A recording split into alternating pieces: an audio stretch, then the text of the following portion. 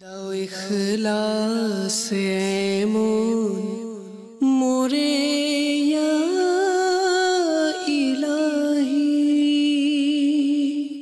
আলহামদুলিল্লাহি রাব্বিল আলামিন ওয়াসসালাতু ওয়াসসালামু আলা সাইয়্যিদিল মুরসালিন আম্মা বা'দ فأعوذ بالله من الشيطان الرجيم بسم الله الرحمن الرحيم الصلاة والسلام عليك يا رسول الله وعلى آلك وأصحابك يا حبيب الله الصلاة والسلام عليك يا نبي الله وعلى آلك وأصحابك يا نور الله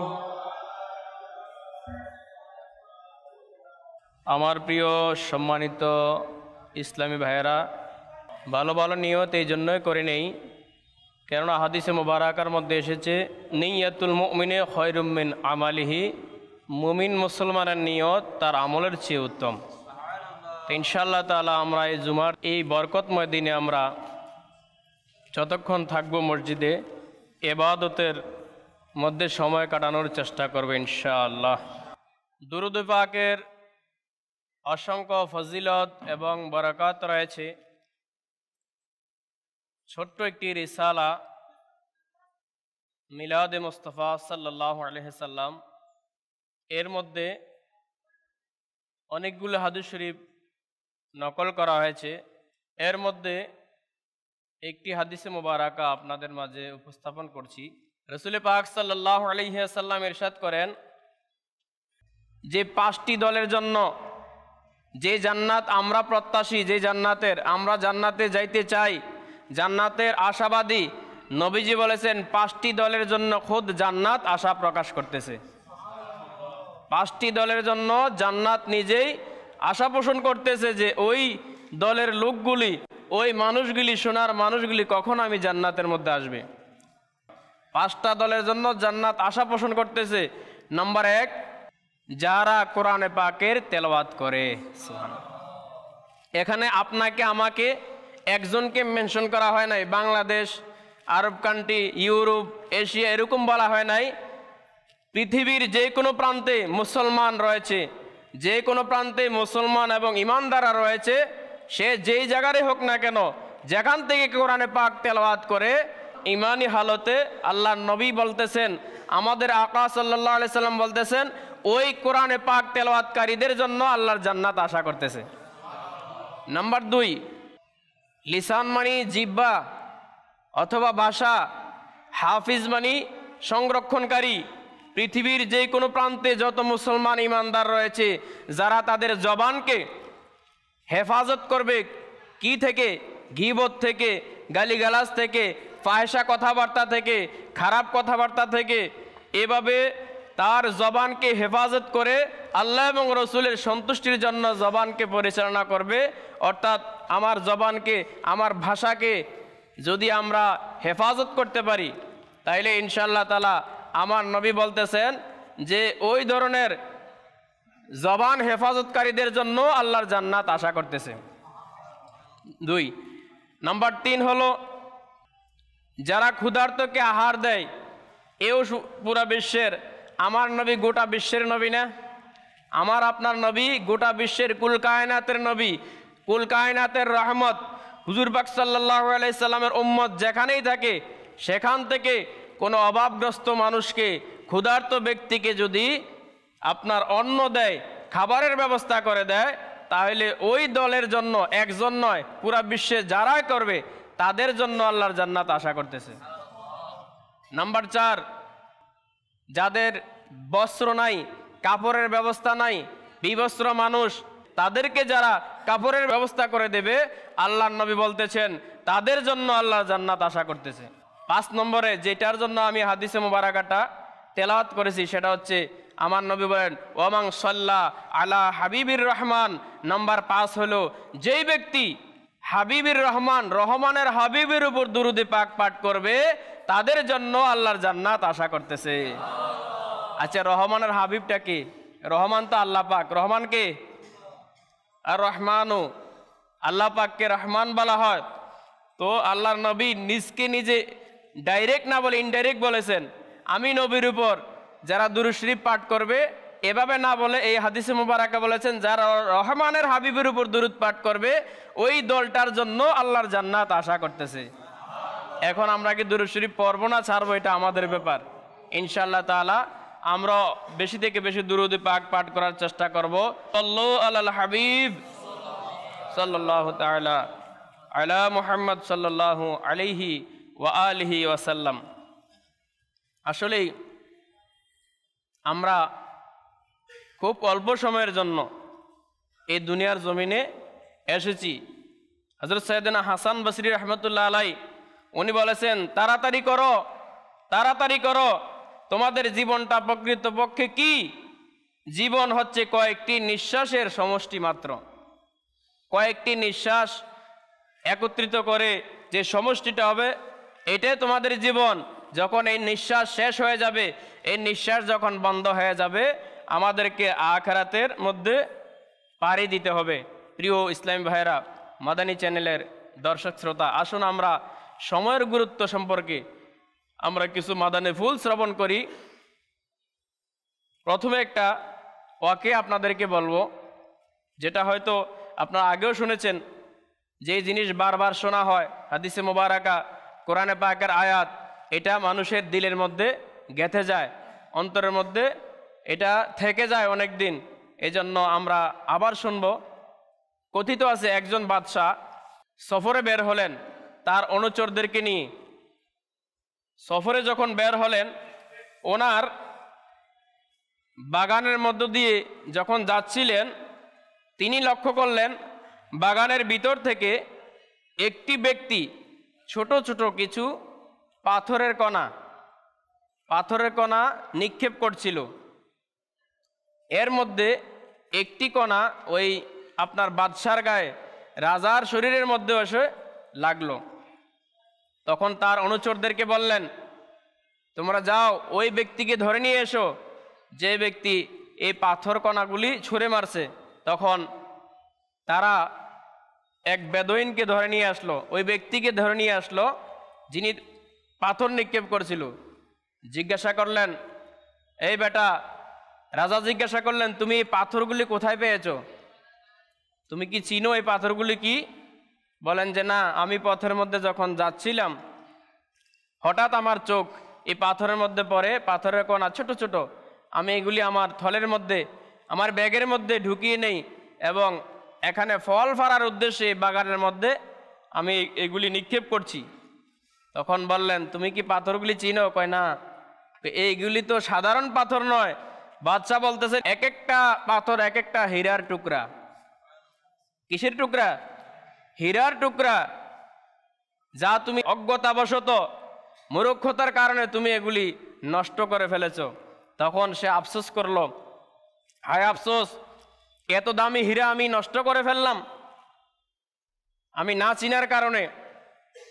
এখান থেকে যে মাদানী ফুল আমাদেরকে দেওয়া হচ্ছে সেটা হচ্ছে আমাদের এই জীবনের যে শ্বাস প্রশ্বাস আমরা নিচ্ছি আল্লাহ তাআলার দয়ায়, এই শ্বাস প্রশ্বাসগুলি এক একটা শ্বাস প্রশ্বাস এক একটা হীরার টুকরা।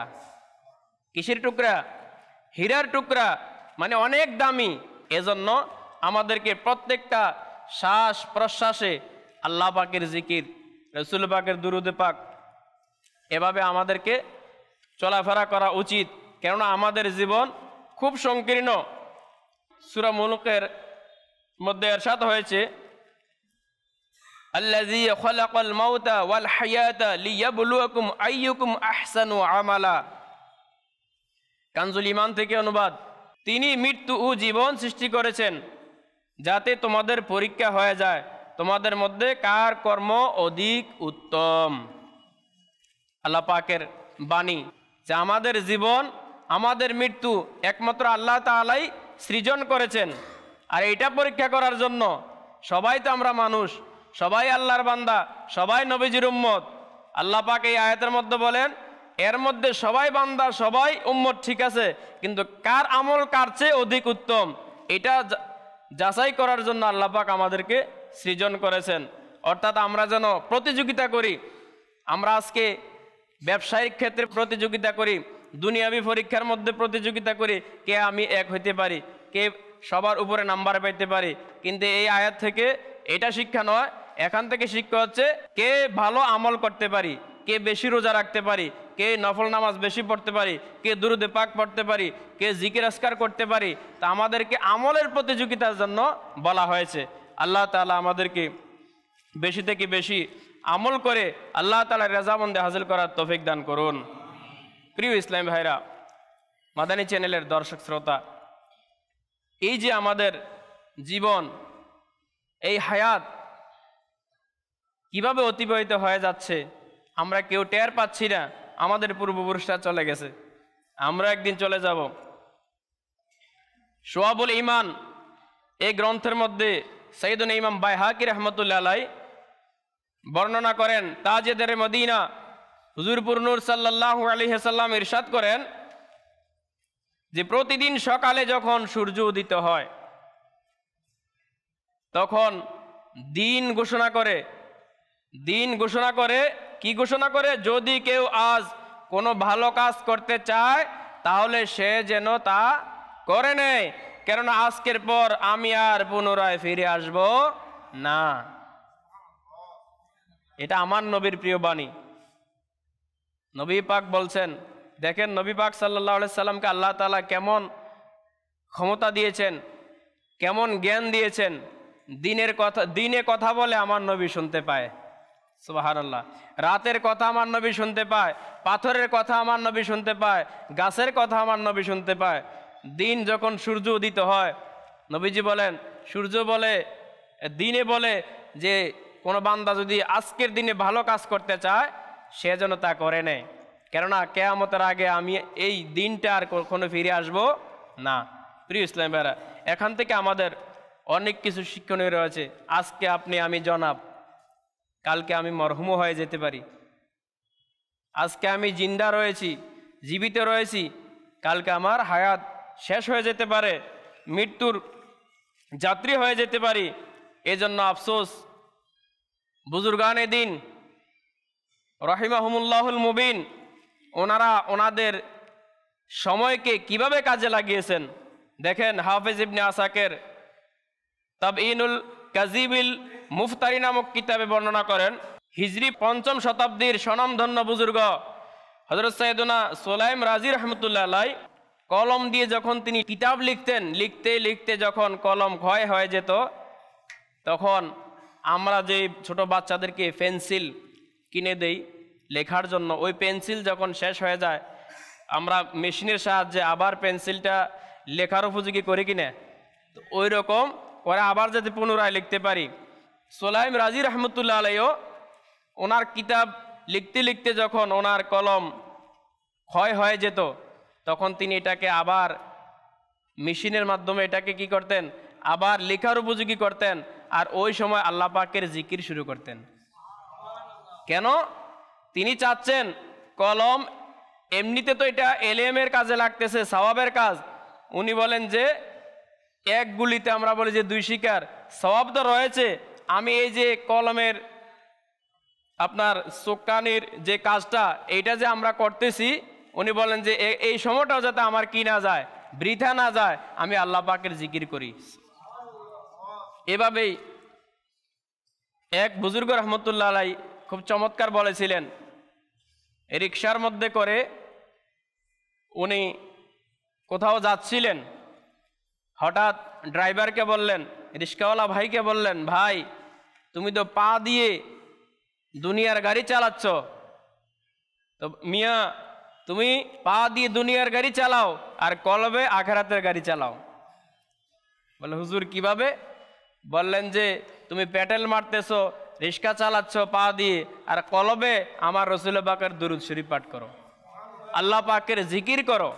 দেখেন আউলিয়া কেরাম কেমন সময়কে কাজে লাগাইতেন এবং অন্যদেরকে অনুপ্রাণিত করতেন যে রিক্সা চালাচ্ছ কি হয়েছে, কিন্তু তোমার জবান তো রয়েছে, কলব রয়েছে, জবানে আল্লাহ পাকের জিকির করো।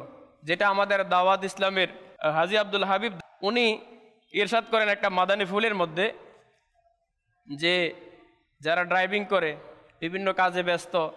তো আমরা যেন কি একটা তসবিহ নিয়ে নিই হাতের মধ্যে, তসবিহ নিয়ে আমি গাড়িও চালাই, আল্লাহ পাকের জিকির, আল্লাহ তাআলার জিকির, নবী পাকের দুরূদ শরীফ পাঠ করি। এটাই বুজুর্গানে দিনের তরিকা।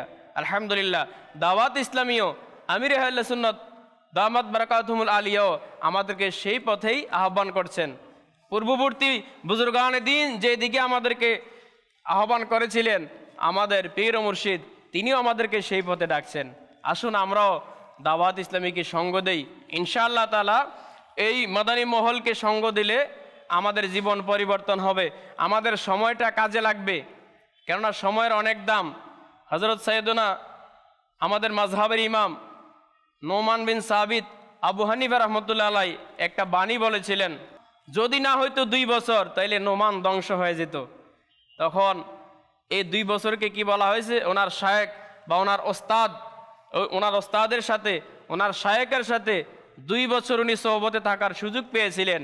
উনি এত বড় একজন বুজুর্গ, এত বড় একজন আলিম ছিলেন, মাযহাবের ফকি ছিলেন। উনি এত বড় আলিম হওয়ার পরে বলতেছেন, ওই 2 বছর যদি আমার শায়েকের, আমার ওস্তাদের সান্নিধ্যে না থাকতাম আমি ধ্বংস হয়ে যেতাম। তাইলে বুজুর্গানে দিনের সান্নিধ্য, ভালো সঙ্গর অনেক দাম রয়েছে। ইনশাআল্লাহ তাআলা আমরাও ভালো সঙ্গ অর্থাৎ দাওয়াত ইসলামী আলহামদুলিল্লাহ বর্তমান বিশ্বে সুন্নিয়তের কাজ করে যাচ্ছে, মানুষকে নেকির দিকে আহ্বান করছে, গুনাহ থেকে মানুষকে বিরত রাখছে। তা আমরা এখানে যদি সঙ্গ দিই ইনশাআল্লাহ তাআলা আমাদের সময়টাও কি হয়ে যাবে, ইবাদতের মধ্যে কেটে যাবে।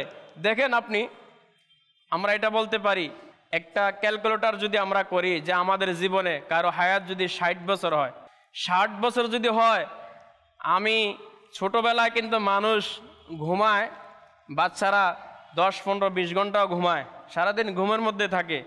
বড় হইলে আস্তে আস্তে একটু কমে। তো মুরব্বী বা যুবক হয়ে গেলে আরও একটু কমে যায়। কিন্তু এভারেজে গড়ে যদি আমি হিসাব করি যে আমি 8 ঘন্টা দৈনিক ঘুমাই, কয় ঘন্টা? 8 ঘন্টা। একদিনের কয় অংশ? 24 ঘন্টা একদিন, তাইলে 3 ভাগের 1 ভাগ হচ্ছে 8 ঘন্টা। 8 ঘন্টা যদি আমি দৈনিক এভারেজে ঘুমাই আমার জীবনের মধ্যে 60 বছর জিন্দেগির মধ্যে, তাইলে 3 20 কত? 60। তো কয় বছর ঘুমেছিলাম? 20 বছর। কথাটা কি বুঝাইতে পারছি? 20 বছর, যার বয়স 60 বছর, আমরা 20 বছর আমরা ঘুমের মধ্যে কেটে দিলাম। ছোটবেলায় খেলাধুলায় যায়, বাজার সাজার আছে, আড্ডা, বিভিন্ন রকম বন্ধু বান্ধবের সাথে তামাশা, খেল তামাশা, অনেক কিছুর মধ্যে যদি আমরা এই হায়াতকে মাইনাস করি তাহলে আমাদের ইবাদত আসেনি, ইবাদতের হায়াত খুব কম। এই জন্য আমাদের সময়কে এখনো আমরা যেহেতু জীবিত রয়েছে, আমাদের সংশোধনের এখনো আমাদের সময় রয়েছে, যে আমরা আমাদের এই সময়টাকে কাজে লাগাই। ইনশাআল্লাহ তাআলা আমি যদি নিজে সংশোধন হয়ে যাই, আমার পরিবার সংশোধন হয়ে যাবে, আমার পরিবার সংশোধন হলে আমার সমাজ সংশোধন হয়ে যাবে, সমাজ হইলে দেশ সংশোধন হয়ে যাবে। আমরা নিয়ত করতে পারি। প্রিয় মাদানী চ্যানেলের দর্শক শ্রোতা, আসুন আমরাও নেক কাজের মধ্যে নিজের জীবনকে অতিবাহিত করি। টাইম ওয়েট ফর নান, স্রোতের কথাও বলা হয়েছে, এটা বললাম না। সময় কারোর জন্য অপেক্ষা করে না। আল ওয়াক্তু লা ইয়ানতাজিরু লি আহাদিন, সময় কারোর জন্য বসে থাকে না, অপেক্ষা করে না। এটা আমি ভালো কাজ করি আর খারাপ কাজ করি, আমার থেকে এই সময় একদিন কি হয়ে যাবে, বিদায় নিয়ে নিচ্ছে। মৃত্যুর খুব নিকটবর্তী আমি হতে যাচ্ছি।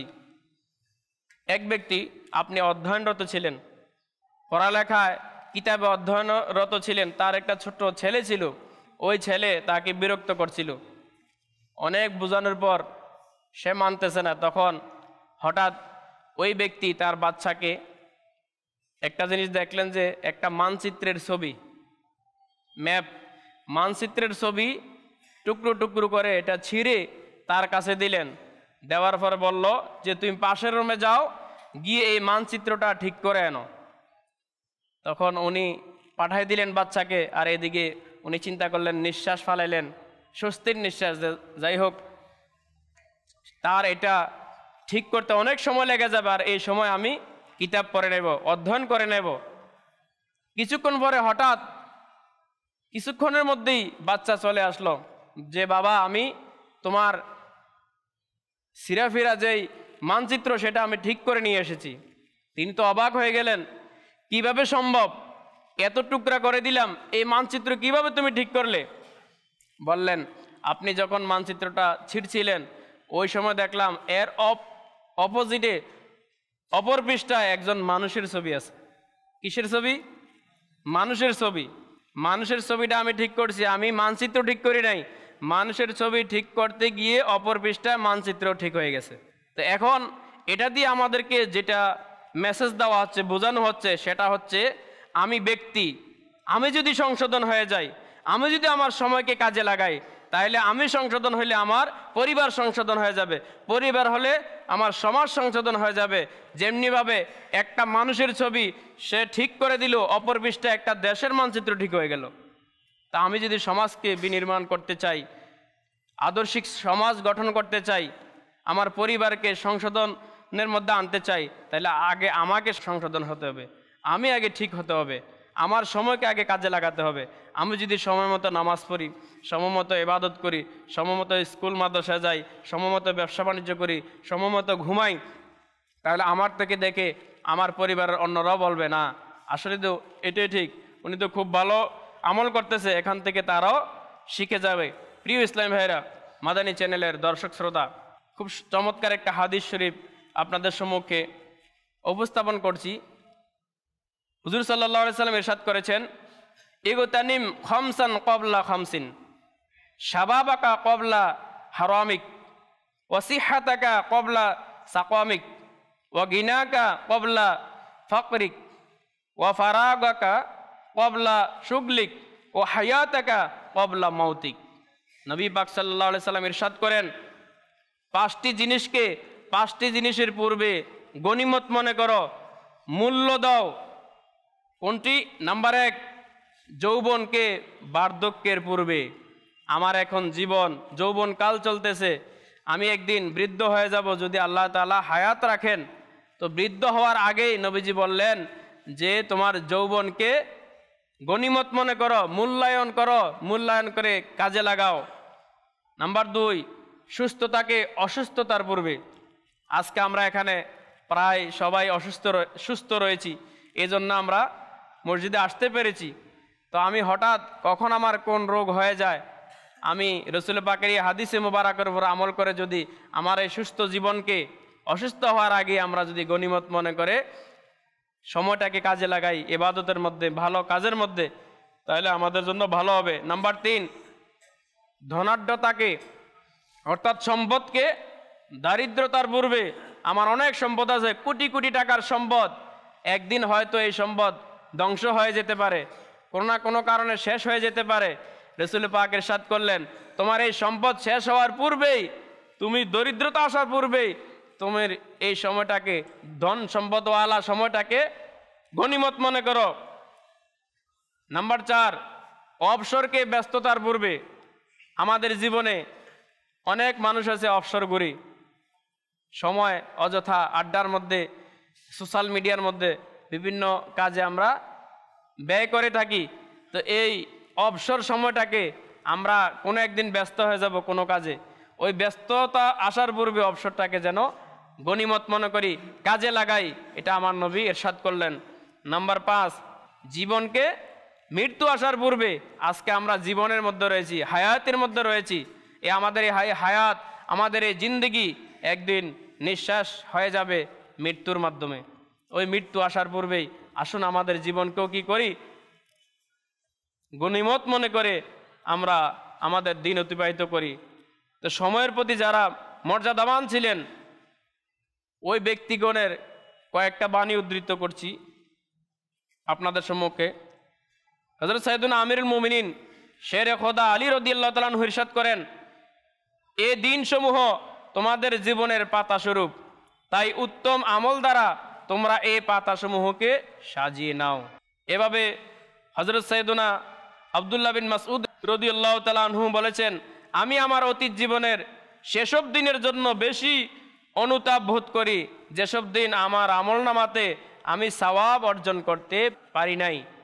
দেখেন সাহাবায়ে কেরাম বুজুর্গানে দিন সময়ের প্রতি কেমন যত্নবান ছিলেন।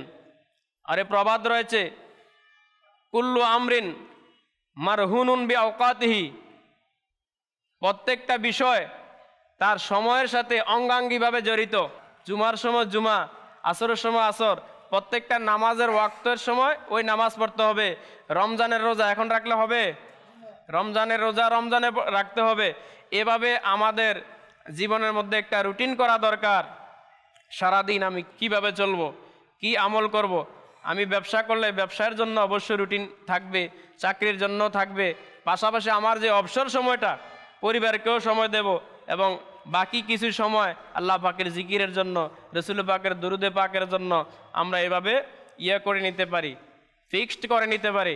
ইনশাআল্লাহ তাআলা আমাদের জিন্দেগি খুব সুন্দর হবে। প্রিয় ইসলামী ভাইরা, মাদানী চ্যানেলের দর্শক শ্রোতা, অসংখ্য হাদিসে মোবারকা এবং কোরআনে পাকের আয়াত রয়েছে যে আমাদের জীবন খুবই সংকীর্ণ, ধীরে ধীরে আমরা মৃত্যুর যাত্রী হতে যাচ্ছি। আসুন আমরা আমাদের এই সংক্ষিপ্ত জীবনকে আল্লাহ পাকের ইবাদত দিয়ে, রসুল পাকের আদর্শ দিয়ে, আমাদের নিজ নিজ পীর মুর্শিদ অর্থাৎ আউলিয়া কেরামের সোহবত দিয়ে, তাদের পদাঙ্ক অনুসরণ করে আমাদের জীবন অতিবাহিত করি। আরেকটি হাদিসে মোবারকা বলবো, তারপর আমরা ইনশাল্লাহ বয়ানের ইতি টানবো। রসুল পাক সাল্লাল্লাহু আলাইহি ওয়াসাল্লাম ইরশাদ করেন, কিয়ামতের দিন বান্দা ততক্ষণ পর্যন্ত কদম উঠাতে পারবে না, পা নাড়াতে পারবে না, যতক্ষণ পর্যন্ত তাকে 5টি বিষয় সম্পর্কে জিজ্ঞাসা করা হবে না। হয়তোবা আপনারা আগেও শুনেছেন, আমরা সওয়াবের নিয়তে, ভালো ভালো নিয়তে, আমল করার নিয়তে শুনবো ইনশাআল্লাহ। নাম্বার 1, জিজ্ঞাসা করা হবে রসুল পাকের প্রিয় বাণী, জীবন কোন কাজে ব্যয় করেছো? জীবন মানে আমার এই হায়াতরা, আমাদের এই হায়াত, এই জিন্দেগি আল্লাহ পাক যে নেয়ামত হিসেবে দিয়েছেন, এই জীবনকে তুমি কোন কাজে ব্যয় করেছো? নাম্বার 2, জীবনের মধ্যে কয়েকটা কাল রয়েছে, শিশুকাল, কৈশোর, শিশু অথবা যৌবনকাল, বৃদ্ধকাল, এভাবে। 2 নম্বর, নবীজি সাল্লাল্লাহু আলাইহি সাল্লাম ইরশাদ করেন, যৌবন কিভাবে অতিবাহিত করেছো? যারা আমরা যৌবনে পদার্পণ করেছি, আমার এই যৌবনের সময়টার জন্য আমাকে জবাবদিহি করতে হবে, কোন কাজে লাগিয়েছি। নাম্বার 3, সম্পদ কোথা হতে অর্জন করেছো? যারা আমরা মালদার, অনেক কম হোক আর বেশি হোক, এরকম নয় যে কোটিপতি সে অবৈধভাবে ব্যবসা করেছে, আপনার সম্পদ অর্জন করেছে, এরকম নয়। যারা সামান্য সম্পদ, তার মধ্যেও তো আপনার হারাম সম্পদ থাকতে পারে না। এজন্য সবাইকে জিজ্ঞাসা করা হবে, সম্পদ কোথা হতে অর্জন করেছো? নাম্বার 4, কোথায় খরচ করেছো ওই সম্পদ? কোনো গুনায় তো করো নাই, কোনো খারাপ কাজে তো করো নাই, আল্লাহ পাকের নাফরমানিতে, এগুলো আমাদেরকে জিজ্ঞাসা করা হবে। নাম্বার 5, নিজের জ্ঞান অনুযায়ী, আমাদেরকে আল্লাহ তাআলা আকল দিয়েছেন, জ্ঞান দিয়েছেন, মেধা দিয়েছেন, এই জ্ঞান অনুযায়ী তুমি কতটুকু আমল করেছো? আসুন আমরা দাওয়াত ইসলামী আলহামদুলিল্লাহ বিশ্বের জমিনে সালাত ও সুন্নতের খেদমত করে যাচ্ছে। আপনারা সবাই অবগত রয়েছেন, আমরাও দাওয়াত ইসলামীকে সঙ্গ দেই, মাদানী চ্যানেলের সাথে থাকি। আমির আহলে সুন্নাত দামাত বারাকাতুহুল আলিয়ার বিভিন্ন কিতাব পুস্তিকা রয়েছে, এগুলো আমরা অধ্যয়ন করি, মাদানী কাফেলা সফর করি। ইনশাআল্লাহ তাআলা আমরাও আমাদের জীবনকে, আমাদের সময়কে ইনশাআল্লাহ তাআলা কাজে লাগাতে পারবো। আল্লাহ তাআলা আমাদের আর যতদিন জীবন রয়েছে, হায়াত রয়েছে, ওই সময়টুকু যাতে আল্লাহর ইবাদত, রাসূল পাকের আপনার আদর্শ দিয়ে সাজাইতে পারে, আল্লাহ তাআলা তৌফিক দান করুন। আমিন বিজাহিন নবীল আমিন সাল্লাল্লাহু আলাইহি ওয়া আলিহি ওয়াসাল্লাম। দাও ইখলাস এমন মোরে